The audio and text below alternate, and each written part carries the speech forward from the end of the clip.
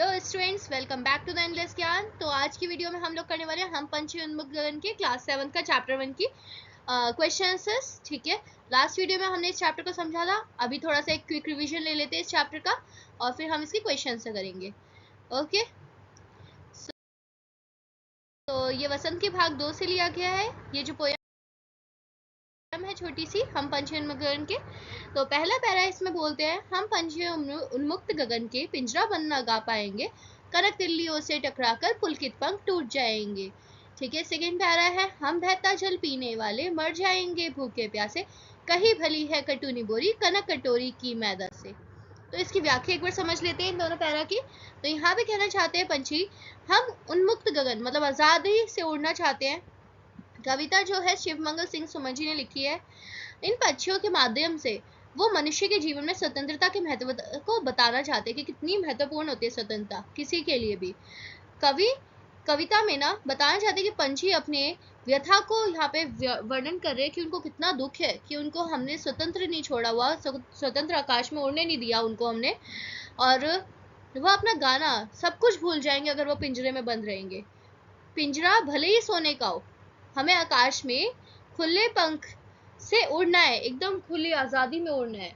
उनके पंख टूट जाएंगे अगर हम उनको पिंजरे में बंद रखेंगे। हम बहता हुआ पानी अर्थात नदी का पानी पीने वाले हैं, हमारे लिए सोने की कटोरी में रखी हुई मैदा से कई भली है नीम की कड़वी निबोरियां, मतलब वो नीम की कड़वी निबोरियां खा के रह लेंगे, लेकिन वो सोने की कटोरी में जो मैदा रखी है वो नहीं खाना चाहते। हमें भूखे प्यासे मर जाएंगे, लेकिन पिंजरे में गुलामी वाला जीवन नहीं जीना चाहते वो लोग। ठीक है, नेक्स्ट पैरा इज स्वर्ण श्रृंखला के बंधन में अपनी गति उड़ान सब भूले, बस सपनों में देख रहे हैं तरू की फुनगी पर के झूले। नेक्स्ट है ऐसे थे अरमान के उड़ते नीले नभ की सीमा पाने, लाल किरण से चोंच खोल के चुगते तारा अनार के दाने। तो यहाँ पे इसकी व्याख्या है, कविता में पंछियों के द्वारा बताना चाहते हैं कि सोने के पिंजरे में बंद कर दिए गए हैं उनको, इससे हम अपनी गति उड़ान सब कुछ भूल जाएंगे। सपने में हम देखते हैं कि पेड़ों की ऊंची डालियों में हम झूल रहे हैं, पिंजरों की कैद में आने से पहले हम सोचते थे कि नीले आसमान की सीमा को नाप लेते हैं। अपनी सूरज की जैसी लाल चोंच में तारों के समान जो अनार के जो दाने होते हैं उनको चुगना चाहते हैं, वो उनको खाना चाहते हैं। यह सब मात्र कल्पना ही रह गई है क्योंकि अब उन्हें हमने पिंजरे में बंद कर दिया है। ठीक है,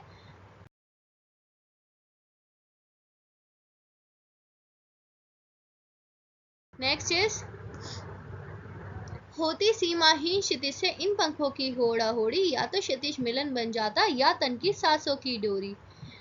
एंड नीर न दो चाहे टहनी का आश्रय छिन भिन कर डालो, लेकिन पंख दिए हैं तो आकुल उड़ान में विघ्न न डालो, मतलब इनकी उड़ान में विघ्न मत डालो। कविता में पक्षी कहते हैं कि यदि हम आजाद होते तो सीमाहीन आकाश की सीमा को पार पाने के लिए कोशिश करते। हमारे पंखों की उड़ान से आकाश की क्षितिज की प्रतिस्पर्धा होती, हम लोग उससे होड़ लगाते, रेस करते। इस प्रतिस्पर्धा में हम आकाश की ऊंचाई को माप पाते और हमारी प्राण पखेरु उड़ जाते, मतलब हम लोग मर भी जाते तो हमें कोई दुख नहीं होता। पंछी कहते हैं कि हमें भले ही रहने का स्थान मत दो, मतलब घोंसला मत दो, हमारा घोंसला नष्ट कर दो, लेकिन हम लोग पेड़ पे रहकर भी अपना जीवन जी जाएंगे। ठीक है, किंतु हमें पंछी ही बने रहने दो, उड़ना ही हमारा काम है, हमें उड़ने दो, अर्थात उनकी उड़ान में बाधा मत डालो, कोई विघ्न मत डालो। यहाँ से आते हैं अब क्वेश्चन, वो एक हमने छोटी सी क्विक रिवीजन कर ली है। नेक्स्ट, तो पहला क्वेश्चन है हमारा, हर तरह की सुख सुविधा पाकर भी पंछी पिंजरे में बंद क्यों नहीं रहना चाहते। पंछी के पास पिंजरे के अंदर वे सारी सुख सुविधाएं जो वो जीवन में जीना चाहते हैं, जो उनके पास होनी चाहिए, उनकी सारी आवश्यकताएं पूरी हो रही है, परंतु फिर भी वो सुख सुविधाएं पाकर खुश नहीं है, क्योंकि हमने उनकी स्वतंत्रता में बाधा डाल दी है। वे तो खुले आकाश में ऊंची उड़ान उड़ना चाहते हैं, बहता हुआ जल पीना चाहते हैं, कड़वी निबोरियां खाना चाहते हैं। वो बोलते हैं कि हमें आज़ादी दे दो, हम कुछ भी कर लेंगे। ठीक है, कड़वी निबोरियां तक हम खा लेंगे। सेकेंड है पक्षी उन्मुक्त रहकर अपनी कौन कौन सी इच्छाएं पूरी करना चाहते हैं। पक्षी उन्मुक्त रहकर वन में कड़वी निबोरियां खाना चाहते हैं, खुले आसमान में उड़ना चाहते हैं, नदी का शीतल जल पीना चाहते हैं, बहता हुआ जल पीना चाहते हैं, पेड़ की सबसे ऊंची टहनी पर झूला झूलना चाहते हैं, और क्षितिज से मिलन करने की इच्छा को पूरा करना चाहते हैं, मतलब आसमान से मिलन करने की इच्छा को पूरा करना चाहते हैं। बहुत से लोग पक्षी पालते हैं, पक्षियों को पालना उचित है या नहीं?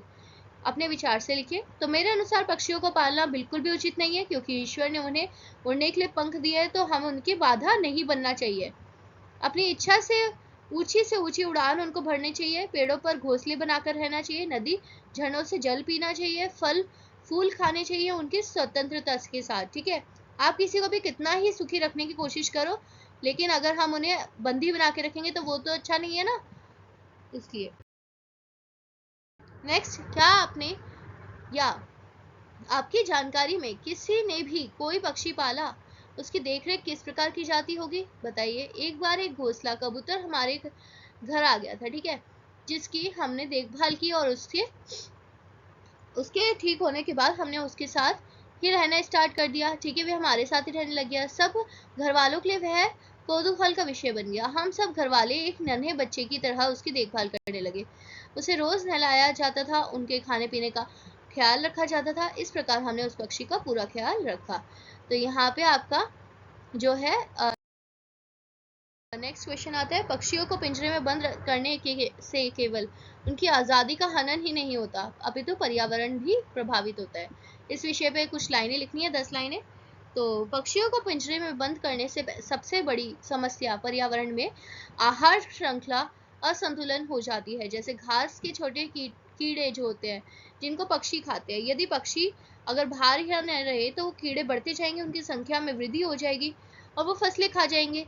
इस कारण पर्यावरण में असंतुलन आ जाता है। पक्षी जब फलों का सेवन करते हैं, तब बीजों को यहाँ से वहां गिरा देते हैं, जिससे नए पेड़ उग जाते हैं।